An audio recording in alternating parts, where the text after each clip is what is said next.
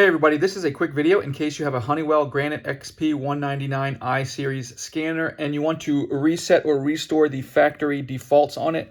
Now the main reason that you would want to do this, there's kind of two reasons. One, if it's behaving in a way that you can't figure out what's going on, it might be that you have these settings that are not what you need them to be, or if you're just not sure what they are and you just want to get a fresh start, what you can do is you can clear everything out and then reset everything to the factory default settings.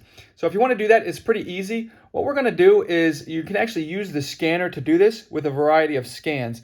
So first thing you need to do is with your scanner, and I'll put it up here, you can pause the video or whatever, you just want to scan this barcode, and this will automatically have the scanner remove its custom defaults.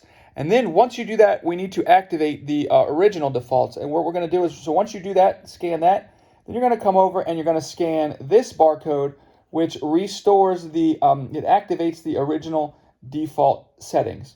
So I'll just put this here, let it get into focus, and that's all there is to it. Thanks a lot for watching.